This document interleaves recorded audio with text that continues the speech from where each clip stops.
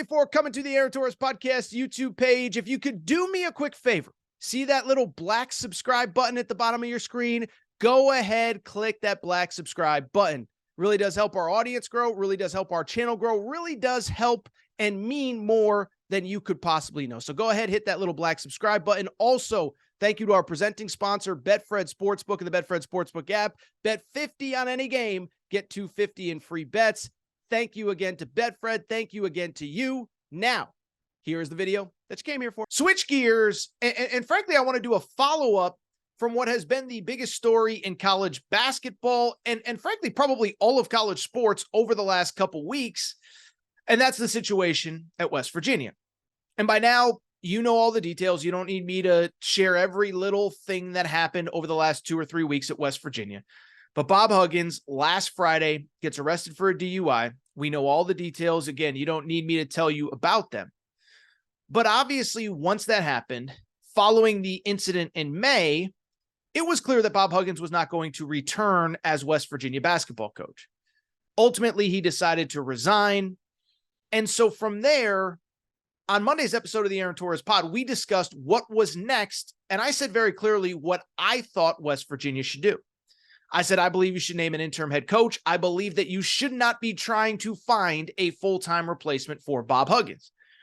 And the reasons why were pretty simple. There were really 2 reasons. One, first off, I think it's going to be hard, and I think it is appearing to be hard to get a really good coach to leave a good job at this time of the calendar year. Remember, it is now June. It is almost July. Most college basketball programs have their players back on campus, enrolled in summer school, working out with the team, and just immersed. Like the 2023-2024 roster is already on campus. And so to ask a coach that has already started practices, has his kids on campus, he just went into their homes 2 or 3 months ago in the transfer portal and said, come be with me, and now you're going to bounce 2 months later? I'm not saying you can't get anybody, but I thought it was going to be an uphill battle to get somebody that you really want. And really, outside of Andy Kennedy, the head coach at UAB, who, of course, was a former assistant under Bob Huggins, I haven't heard a ton of interest from a ton of really big-name candidates leaving their current spot. But more importantly, why I said I did not think it was the right move right now to hire a full-time replacement is because that process, the interview process, takes time. Go ahead, hire an intern for this year, and then go ahead and find the head coach after this season. But if you drag out this process, players, it's 2023. Players have options. The portal is open. This ain't 1992 anymore where the coach gets fired and the players are stuck. And the longer you go through this process, the longer that players have time to really think and really reconsider if they want to stay at West Virginia. You hire an intern, most of these players, I believe, probably would stay just because they're tied to the coaching staff. They all love Bob Huggins. They're going to stick it out. But the longer you wait, the more likely it is that many of them enter the portal. And I bring it all full circle to just say this. Friday, it officially happened. Friday, a week after the initial Bob Huggins arrest, after the players sat around campus 3, 4, 5 days trying to figure out what's next. Well, on Friday, we got ourselves officially exactly what I said. West Virginia goofed off. West Virginia messed around. And as I record here, it is about 3:30, 3 o'clock on Friday afternoon. We are talking about 3 players that I believe probably would have been starters at West Virginia this year for a team that I believe that will be in the top, that would have been in the top 25 to start the season. 3 players have entered the portal, and it sounds like, and it feels like there's going to be more.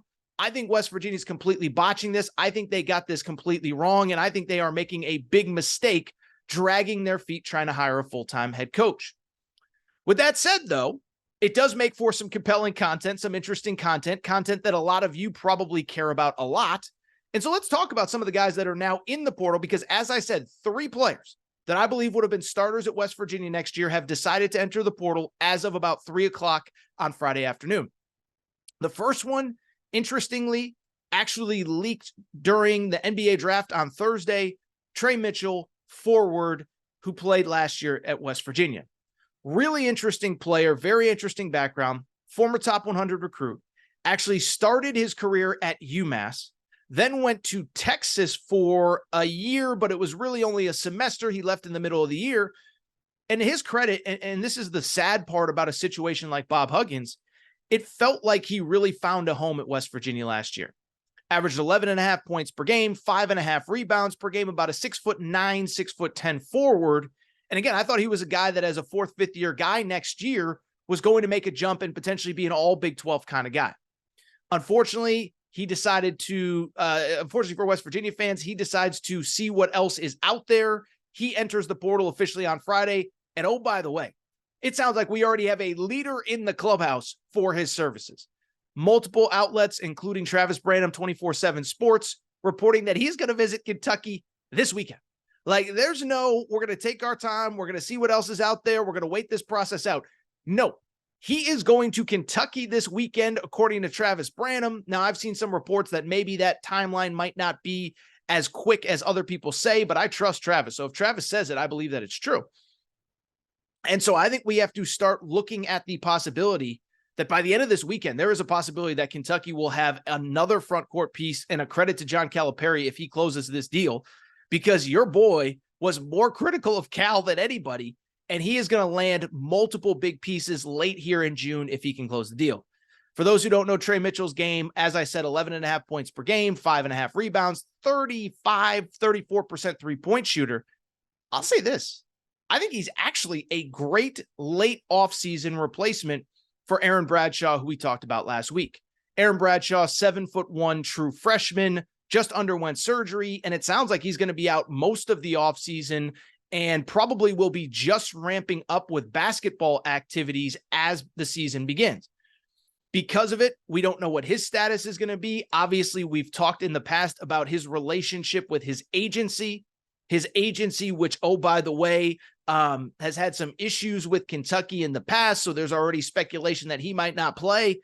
And I give John Calipari and his staff credit. Listen, if I'm going to criticize them all summer, all spring, I have to give them credit where it's due, because they just basically said, look, Aaron, we love you. We believe you want to play, but you have a serious injury. It's going to take time. We can't sit around and wait for you. So I give them credit. It sounds like Trey Mitchell could be heading to Kentucky. We will see.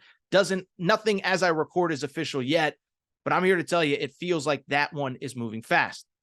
Let's keep it going, because there were some new additions late on Friday afternoon that I think, again, speak to the fact that this stuff is moving fast and West Virginia has its feet in the mud. Most important player maybe so far, no disrespect to Trey Mitchell, but Kirk Risa, point guard. The last time you saw him, he was suiting up with the headband at Arizona. Well, he entered the portal early in the cycle, ended up at West Virginia. And much like Trey Mitchell, kind of a sad deal, right? Like, first of all, goes to college to play for Sean Miller. Sean Miller gets let go after his first year, has a home with Tommy Lloyd. Then this past year, it doesn't go well. It feels like he kind of takes the brunt of the blame, goes to West Virginia. It's clear he loves Bob Huggins. He put out a tweet talking about his love for Coach Huggins and the relationship that they built in 3 months. Well, Kirk Risa, smart kid, older kid, he's not sitting around. And so he entered the portal on Friday afternoon, and he's going to be a very coveted player. 6'4" guard. And I know he wasn't great at Arizona in big games against elite competition, but a veteran guard who led the Pac-12 in assists, 5 assists per game this year, 9.5 rebounds, veteran experience, big time. Listen, guys won a Pac-12 regular season title, 2 Pac-12 tournament titles, has played in a Sweet 16. I get it.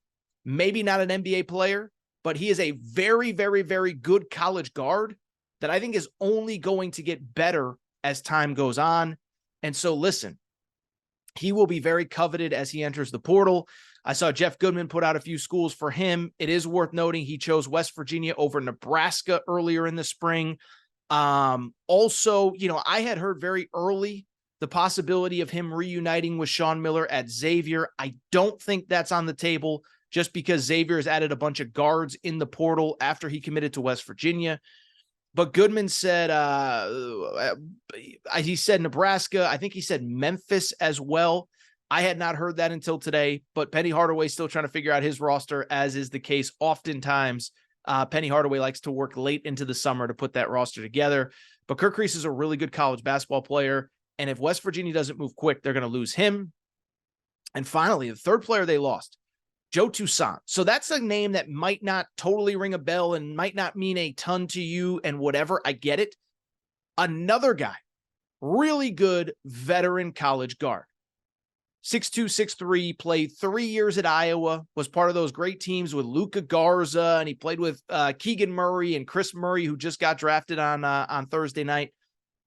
He goes to West Virginia this past season and was just a really solid college basketball player, as I've said a few times. He is a guy that this past season averaged like 9.5 points per game, averaged 2.5 assists per game. And he's one of those guys. Listen, he's not going to come in and change your program, but I think he helps every program in college basketball. Veteran presence, calm, been in big games, played in NCAA tournaments, played in high leverage games. If he stays in the portal, another guy that is going to have a lot of interest from whoever needs a guard late in this cycle. And oh, by the way, all the big schools need more bodies. Kentucky's starting to fill out their roster. We'll see if I'm not saying that they would be interested. But again, North Carolina needs bodies. There's a lot of schools that still need a player or two. Joe Toussaint would be really good. Finally, let me say this. As I mentioned, I'm recording here around 3:30 Eastern time here on Friday afternoon. I bring it up very simply to say stuff is going to change, and keep an eye on the fact that there are other players that would be very coveted if they decide to enter the portal from West Virginia. First one, Jesse Edwards, we talked about last week. 7-foot center, was all ACC third team at Syracuse, goes into the portal, chooses West Virginia over Gonzaga, so you know he was coveted. 15.5 points per game, 10.5 rebounds per game, almost 3 blocks per game. That is a guy that will change your team. That is a guy that will take your team from a fringe top 25 team to a top 10 to 12 team. Like, that is that kind of impact that he can have. Now, is he a superstar? Is he the best player on the floor? That I wouldn't know. I would say no. But he can change a program in a positive way. Keep an eye on if he ultimately ends up entering the portal. Raekwon Battle, a transfer, started his career at Washington, now at Montana State. 18.5 points per game for Montana State last year, led them to an NCAA tournament bid. He was at West Virginia. I think he'd be really good in a lot of spots. So there is a lot of talent at West Virginia right now. Keep an eye on those names. They have not entered yet. Again, don't get in the comment section. By the time you guys and girls listen to this, they may already be in the portal. But I'm telling you, West Virginia dragged their feet, and I completely disagree with the decision on their part, because now it's costing them really good players going forward. We'll see what happens with West Virginia. By the way, I will say one last thing. There's like a very faint internet rumor that John Beilein, who at one point in his career coached West Virginia, I know he's 70. If West Virginia somehow gets him back, then disregard all my complaints about them looking for a full-time head coach.